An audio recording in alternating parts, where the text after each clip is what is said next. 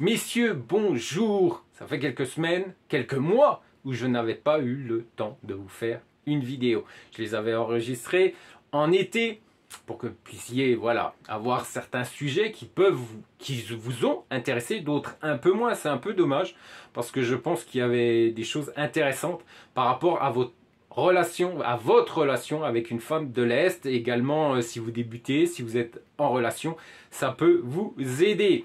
Donc je vous conseille de les revoir, de regarder celles que vous avez oubliées ou omis de regarder.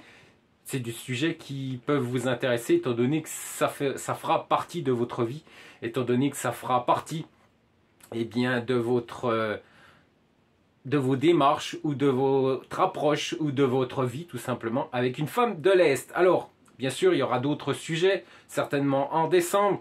Par exemple, les raisons les plus courantes de divorcer dans les pays de l'Est ou comment choisir la bonne épouse, excusez-moi, parce que ça aussi c'est important. Ça sera en courant en décembre. Mais pour le moment, je prépare un gros sujet, un très très gros sujet sur les sites de rencontres internationaux. Il y a beaucoup de choses à dire. Je vous en ai parlé il y a quelques semaines, quelques mois plutôt, par rapport à comment on pouvait rencontrer une femme, également sur quel site. Voilà, je vous avais expliqué un peu qui on pouvait rencontrer entre les femmes de l'Est, entre les femmes françaises, comment elles se comportaient, etc. Je vous avais fait une petite vidéo concernant les sites de rencontres. J'y suis retourné. J'y suis actuellement sur les sites de rencontres, mais là pour une raison totalement différente. Et je vais vous en parler dans quelques minutes, juste après le jingle. Je vous dis à tout de suite.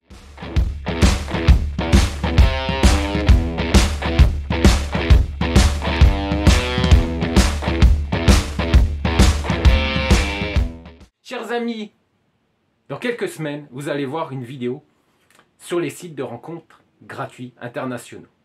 Pourquoi je retourne? Parce qu'il y a beaucoup de choses à dire. Je vous ai déjà expliqué ce qui se passait sur le territoire français. Nous aidons ces familles pour trouver du travail. Nous aidons également pour l'hébergement quand ces familles nous écrivent ou nous téléphonent ou nous écrivent sur les réseaux sociaux pour les aider à partir de l'Ukraine pour venir vivre en France. Nous n'exploitons pas ces familles. Nous ne les vendons pas à des hommes français.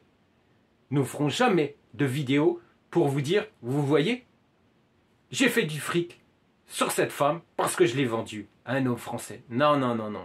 C'est pas ainsi que nous voyons. C'est pas ainsi que notre déontologie.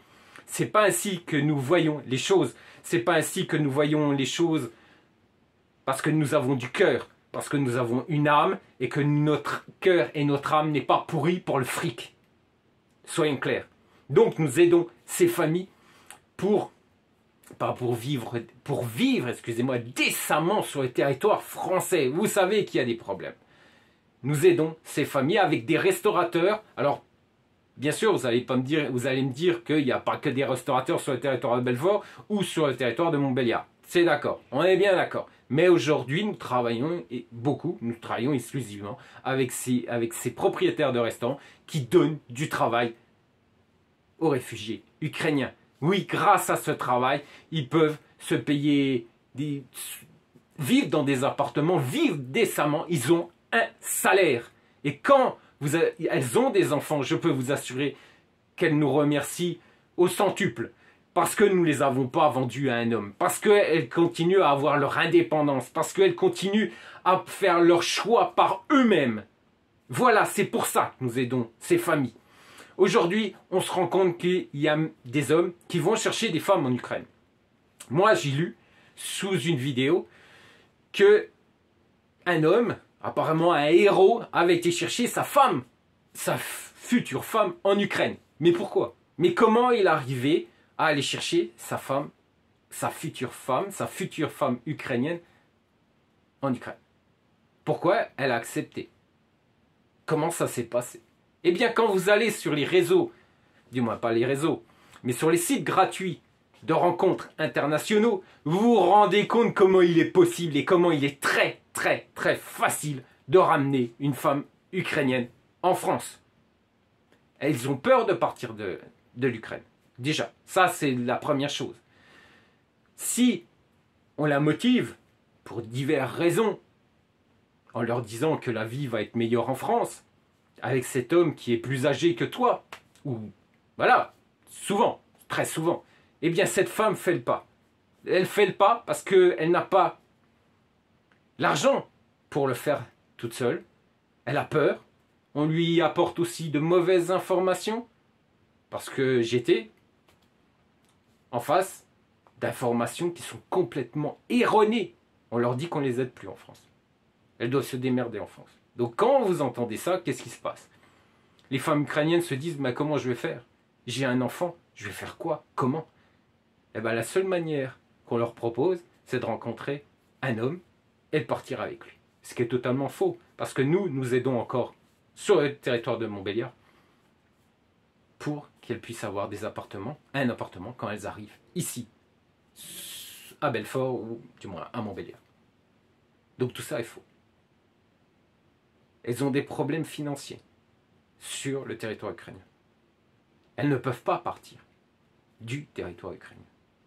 Et tout ça, on utilise toute cette pauvreté, ces difficultés pour les vendre à des hommes français.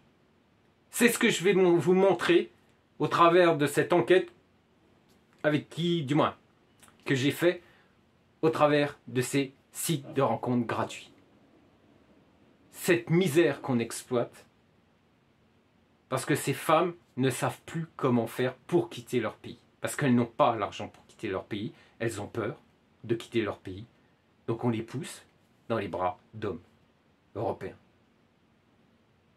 Je vais vous expliquer tout ça. Juste une petite anecdote. Quand vous regardez les femmes biélorusses sur ces sites de rencontres, c'est 10 ans, pas plus. Elles veulent une différence d'âge de 10 ans, pas plus. Une femme ukrainienne est prête à épouser un homme de 20 ans de plus qu'elle. Voilà, ça c'est les grosses différences. Vous tapez un âge, mon âge, par exemple, une quarantaine d'années. Normalement, sur la Biélorussie, ben voilà, c'est des choses normales, c'est 10 ans.